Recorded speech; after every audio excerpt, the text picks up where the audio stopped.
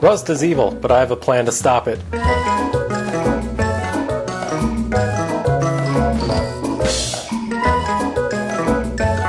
Been a while since we looked at the van. Last time you saw it, I was welding a floor patch in.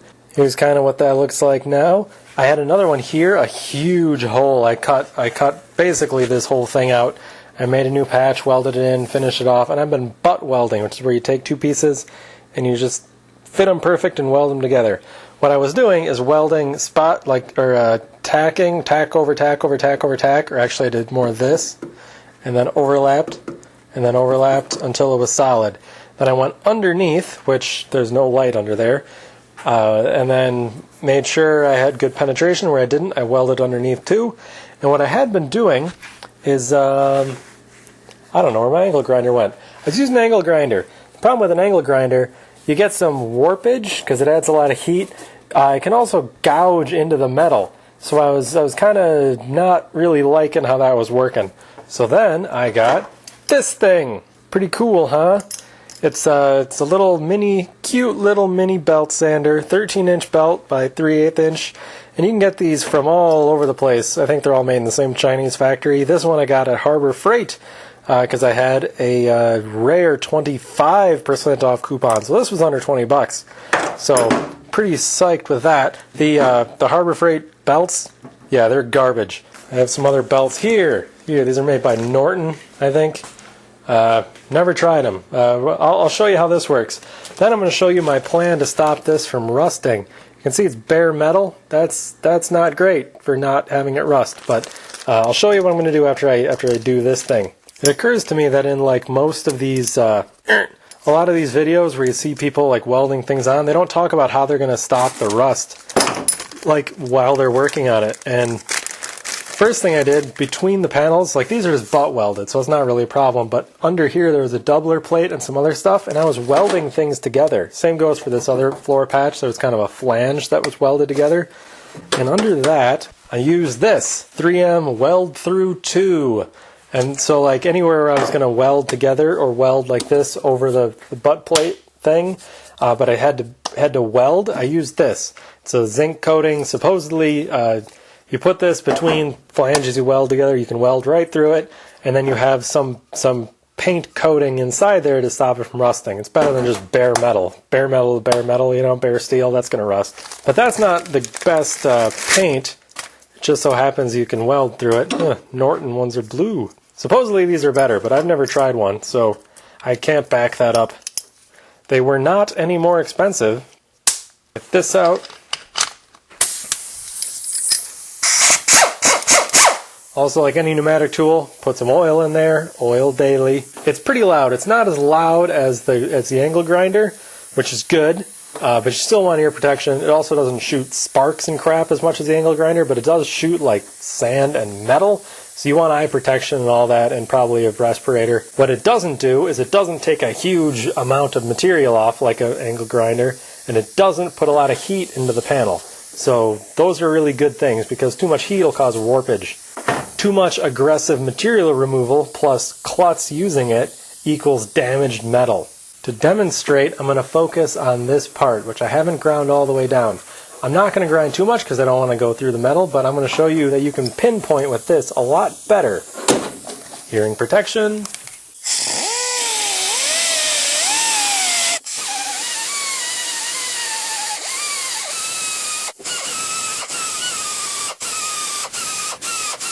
Alright, I did this side too. Not bad. Look, I'm touching it. You can see I can kind of spot hit where I want, and it kind of takes it down, which is really nice. And then along this edge, this panel actually goes under this one in a flange, and I can take that curved edge and go right down in there. So it's pretty nifty. It's also really nice to get into small, deep areas, like kind of up there in the footwell that I can't get the angle grinder into. I can get this into there. So yeah, pretty sweet. This, you can go like, you can get multiple grits. You can go like, coarse, finer, finer, finer, and then eventually finish it and brush it, and it looks all pretty. I'm going to paint this, so I really don't care. I just want it to, I want the metal to be good. I don't need it to be perfect. So the next step is going to be this beast, the Contour SCT with a finishing drum.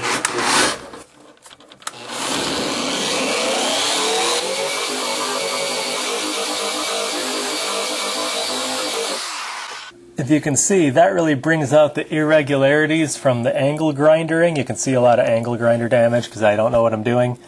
But it kind of took a lot of the weld down. It also kind of dug in. I'm using pretty coarse belts because I want to get it done quick. So it does kind of leave a sketchy surface, but it's not too hot. I can stick my hand on there, and it's not through. It's not even all the way getting that weld flat, but it's pretty much getting it flat. That'll probably improve as I take a little more time and get a little better at welding, and also when I don't immediately go in and ruin everything with an angle grinder like I have been doing. I've seen a lot of people like paint a primer over this. Problem is, primer absorbs everything, including moisture, and then you'll get rust through it. And I really don't want that. I want it to be sealed off. So I got this. It's called Eastwood Rust Encapsulator Platinum. Rust Encapsulator Platinum. Supposedly much better than their other crap rust encapsulator. Metallic silver finish. I think there's aluminum in it. There's a lot of aluminum. You can apply over surface rust. I'm not. I'm going to prep it real nice. And you know, all this other jazz. You can check it out on their website. Supposedly it's got a lot of aluminum in it. And it's not a primer. It's not a primer. It's not an epoxy. It's a sealer. So you seal with this, and then if you want to paint, you have to epoxy primer over this. So the paint, then the paint will stick better. This supposedly cures with moisture, so I don't know what that means, but I'm led to believe that it's very good stuff. And since I'm in no way affiliated with the Eastwood Company, they're not sponsoring or they didn't provide this or nothing, I have no qualms about telling you that this high aluminum type content rust encapsulator is also sold by a lot of other companies, or at least very similar products are sold by many companies that I've seen all over the place, including, I even saw at Ace Hardware, a product like this marketed for steel roofs, like putting on steel roofs. I think the POR 15 people, they also sell something like this that you put on before you put on the black stuff if you want it to be really rust proof, because the black stuff isn't as great as they say. It's really tough, but like for rust prevention, you need to put something like this on first. I just bought the Eastwood one because I don't know, they had other hammers on sale for like $9 and other stuff. And in general, if everyone's selling the same stuff, which by the way they sell one of these also, that's probably the same. The Eastwood branded one, I've always had good luck, so if there are any differences, the Eastwood one probably doesn't suck, whereas if you go to Harbor Freight, you know, you're taking your chances. So that's why I got the Eastwood one. For the sake of this video, I'm just going to paint this strip. So I'm going to use this, but before, we want to clean this up. I'm just going to use straight acetone. Now they say you can apply this stuff over surface rust, but I want this to be pretty clean, and also you can see it's all sandy textured from all the sanding type abrasive tools I've been using. So it should have plenty of bite. I also want it to be clean. Alright, get some acetone rag, get in there, even though I'm not going to paint in that hole right now. Eventually I'm going to paint everything in it, probably except the outside, because, you know, I want the outside to have a nice paint finish. And I'm not really sure you can get paint to lay flat over this stuff. I don't know, but this is going to have carpet over it, and the underside is going to be undercoated with black stuff, so I want to put this sealer on all of it. And then I'm not going to go ahead and not drive it in the salt. So that should help considerably. I put these in a steel can. So just in case they catch on fire again, they'll be in a steel can. They won't cause a big problem. And yes, I said again. If you've been watching the channel a long time, I caught the first fire on camera, which was interesting, and my wife was present, which was fun, I guess. Alright, going to open this can. Wait. Does it say shake first? It does not say shake first, so I'm just going to open it. They say on the can, do not let any of the crap get in the rim, because when you put this thing back on, it will seal the can shut. But I have a trick for that. A couple tricks, actually. I'm going to try one of them, and if it fails, I'll show you the other trick for that. And no, it does not involve angle grinding the thing open to get to it next time. Although I'm sure that would work. And I need a better paint can opener.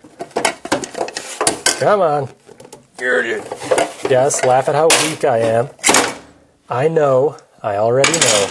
Ooh, it is kind of aluminum-y looking. Cool. Okay, it looks like it has settled, so I'm going to stir it with this piece of bamboo. This probably isn't advisable. It's a very dry old piece of bamboo, but I can say for certain this piece of bamboo will be the most rust-proof bamboo on Earth. No problems here, ever. Cool. Okay, now instructions say use a bristle brush, but I don't have one.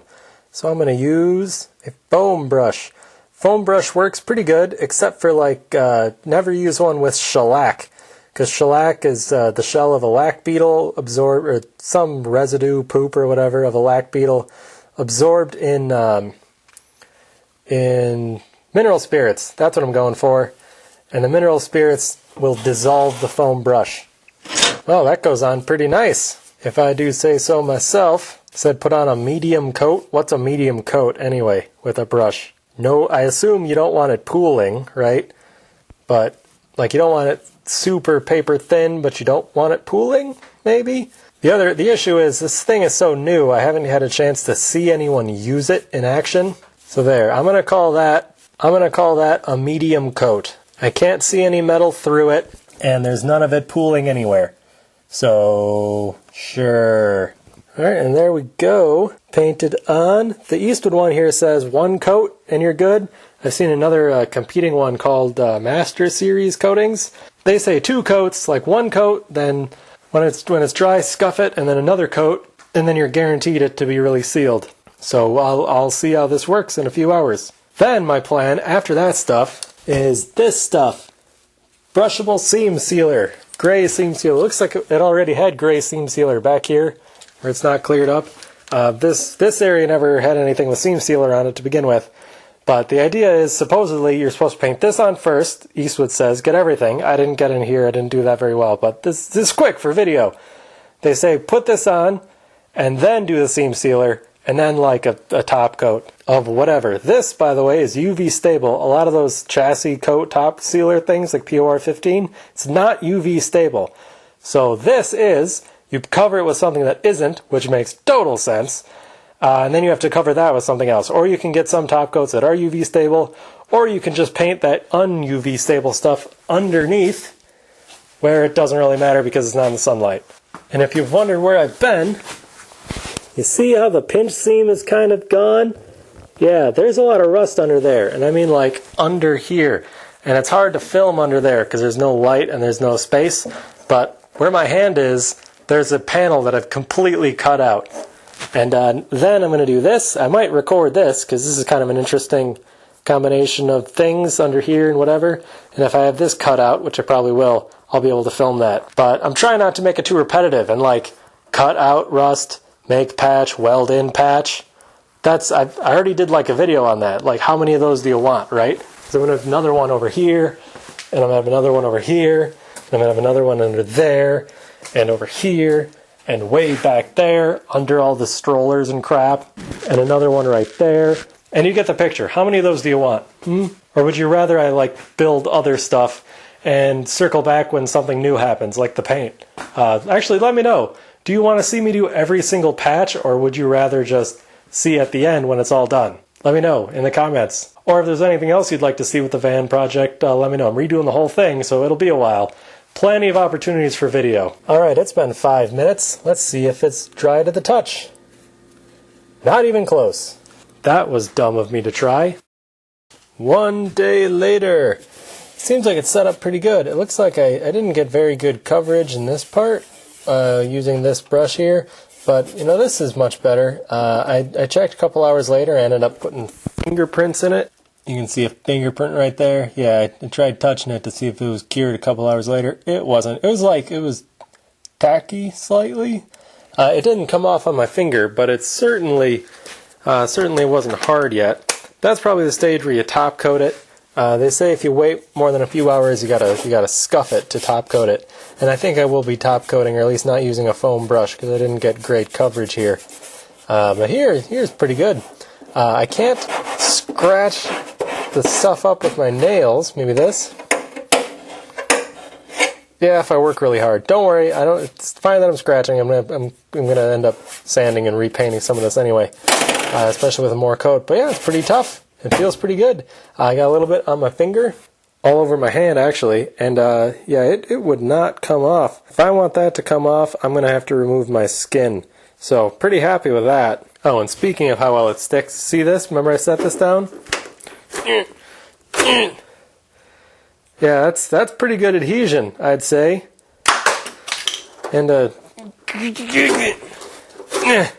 I'll remove the rest of that later. Oh, it's still a little wet underneath. Whoops, there's more of it on my finger that will never come off. I'll just smear. There we go. Guess it's experiment time. Will acetone get it off? Yes, it will. That brings up an experiment I can do. Is it acetone stable? Turns out yes. Yes, acetone does nothing to it once it dries. Cool, huh?